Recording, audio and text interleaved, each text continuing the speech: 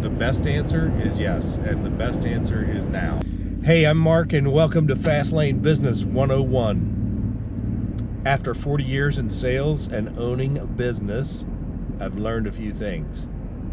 So stick around, let's talk about it. The kickoff, this is the start, this is the beginning, this is the front end. What we're gonna do is we're gonna take this down the road, and I'm gonna give you little lessons that I've learned over the years. What has worked for me? What has made my business and my sales career successful? I have to watch the road, so I can't look at the camera all the time. Don't try this at home. First things first. Most people let the phone go to voicemail. They don't want to pick up. They want to text.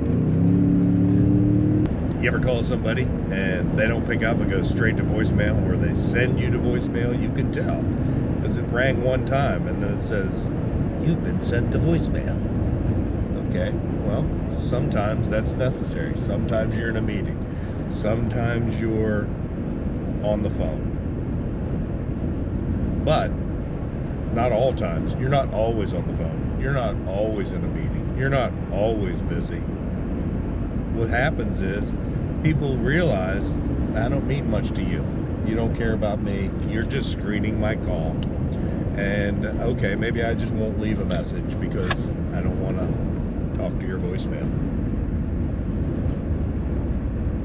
So what we do is instead pick up the phone, answer the call. It could be somebody who's about to lambaste you, about to tell you off. They're gonna yell and scream because they've got some axe to grind. It may be the biggest sale you've ever made. It may be somebody who needs help. It may be one of your customers who you've been working with for a long time, and they call you because you're the expert and you don't answer, and then they're like, I'm in the middle of something right now and I need help right now, and I can't get a hold of my expert because you didn't want to pick up. You wanted to let it go to voicemail so that they can leave a message, and then you can screen it and call them back in tomorrow or the next day or in 4 hours, when it doesn't matter, because what they need is help right now. They're busy right now in the middle of something. They're doing a quote, they're in front of a doctor, they're talking to one of their customers, and they need your help immediately. So pick up the phone, give a rip about whether or not your customers matter. Just pick it up, pick up the phone. What do you got to lose? Somebody might yell at you, but they might be saying, hey, I was just thinking about buying 10 new chair packages of dental equipment, if you sell dental equipment. If you don't sell dental equipment, then it won't work. Just kidding. It'll work for sure. Anything that you sell. Maybe your customer's buying software. Maybe your customer is somebody who's buying astronaut boots. Maybe your customer is somebody who's building bridges and they need steel, and you're the steel manufacturer rep, and you say, they're on the job site. They've got 15 men and women that they're standing around talking about what the project's going to be because they're having a pre-project meeting. They call you from the circle. Hey, I'm looking for this. But they can't do that because you didn't pick up. You get the message. Pick up the phone. I know sometimes it's scary, but it's okay. I would prefer to talk to somebody. In this society that we live in, a lot of people are just, oh, well, I need to send an email because that way I'll have a track record. And I don't disagree with you. I also follow up sometimes my phone calls that I feel are important with an email. Here's what we discussed, and pointing out all the things that we said, just to make sure that everybody's on the same page and I've got my butt covered. But I really prefer to talk, because you find out more information from a conversation on the telephone than you do sometimes through an email or a text, because sometimes the tone of a text or the tone of an email, it's hard to judge. What exactly are they saying? Do they mean something that I'm inferring, or are they really telling me that, are they being sarcastic? Are they, is this supposed to be funny? I can't tell because the tone is unclear in the email or the text. So what I would say is pick up your phone, get out of the house. So I work from home, and the temptation sometimes, I've done it for 20 years. Early on, the temptation after the initial period of can't believe I've went from one position to this position and this position now. I used to have to go out of the house by 6:30 in the morning or 7 in the morning and drive a lot and go to different places and see people. However, when I got this wholesale rep job, wow, things changed. Sometimes as a salesperson, you have a lot of flexibility in your schedule. You make your own schedule. You go to work if or when you want to. And now it's like nobody's looking over your shoulder. You might talk to your boss once a month, or once a week, or once a day, or once every hour, once every 15 minutes. Your boss might be sitting with you while you're watching this video right now. Who knows? What I'm saying is, if you have autonomy making your own schedule because you own a business or you are an outside sales rep, oftentimes you have flexibility in your schedule where you can say, well, I'm going to go make an appointment today at 10 a.m. I'm going to go see somebody that's an hour drive. I leave at 9. I can kick around a little bit in my PJs, answer emails, do some things around the house. There does exist that day where you say, well, I don't really have anybody that needs to see me today. Maybe I just won't go out today. Maybe today I'll just take a break because, wow, I've been working really hard. And I get that. Sometimes you do need a break. Sometimes you have to take a break. If you don't take it, who's going to take it for you? So the other end of the spectrum is you're at an appointment and it's at 6 p.m. and it's 2 hours from home and it goes until 8 and you got to drive home and you don't get home until 10 or 10:30 and you got to eat from a bag lunch alongside the road. That's not good for you. Oftentimes we work late. We do things more than the standard 9 to 5 or 8 to 4, 8 to 5, 7 to 3, whatever it is, whatever your schedule is. You might work overnight, you might work night shift. Who knows what you're doing and what part of the world you're in. Every culture and job is different. So whatever your job is, if you're in sales, you may be the one watching it. If you're watching this, you may be in sales, you may own a business. And if that's the case, I'd like to show you a few things that might help.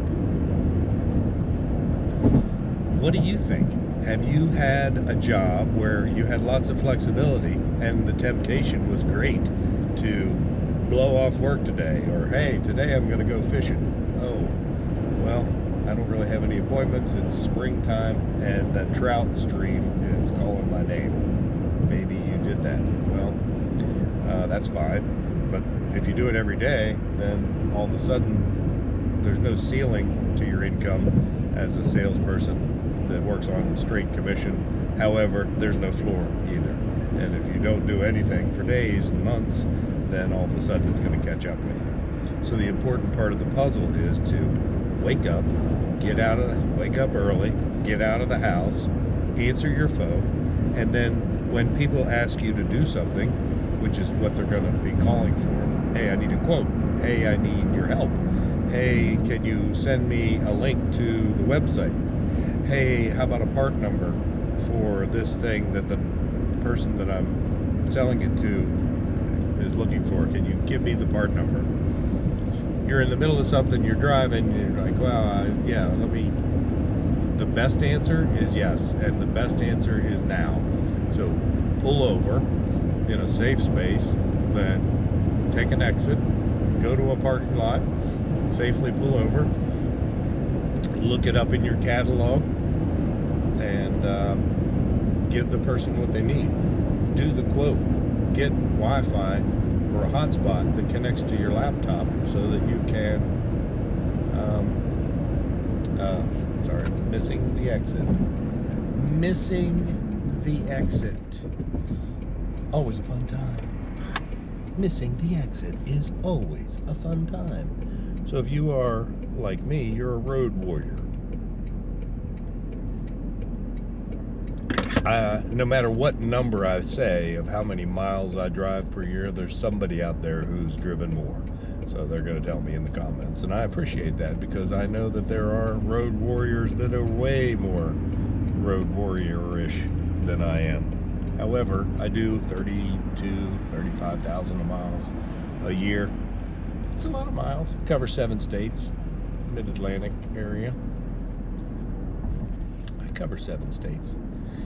It's a job, and it's fabulous because I love being outdoors. I love being outside and driving around. The only drawback to driving is the pain that I suffer from my lower back. And I see the chiropractor, I get massages, I stretch, I've done yoga, work out, CrossFit, oh man, all kinds of things. And sometimes it feels better, but it's inevitable. If you drive a lot, you may get back pain from sitting. So you just have to be intentional about your posture, your standing up as much as you can. Not while you're driving. Obviously you can't stand up while you're driving. Keep both hands on the wheel, look down the road, be a defensive driver. Okay, let's recap. What's the first thing we're going to do? We're going to answer our phone, right? Let's answer our phone. That's the first step.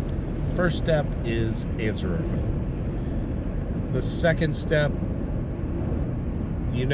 get out of the house, right? Can't make a living laying in your bedroom watching Netflix or scrolling your Instagram. It's really important to get out of the house, get dressed up, make up and dress up and go up. Make up and dress up and go up. I didn't invent these terms, I'm just telling you what I've learned. And make up and dress up and go up. You feel better when you look better, when you've combed your hair and you have some gel in there, right? What do you think? Make up and dress up and go up. Answer your phone. Get out of the house. Do what you say you're going to do and be 99% more successful than. Be more successful than 99% of the sales people out there. Maybe 98. Probably 99.5. 99.44 is what I would say. You'd be 99.44% more successful than 99.44% of the people. I don't know, something like that. Okay, you like this video? How about giving it a like? Share it with your friends. Tell us in the comments what you think. What's your favorite thing that you do to get yourself motivated, to get yourself out of the house? What sales things have you learned? Put them in the comments. Everybody like to hear what you have to say as well, and I would certainly like to hear. I'll do my best to answer everybody's comments. Wow, I just don't know where I'm going. I keep going round and round. What is the deal? Where am I? Who even knows what is today? Who knows where I'm at? It's really fun to sometimes watch the GPS tell me that, yeah, you're going the wrong way, pal. Okay.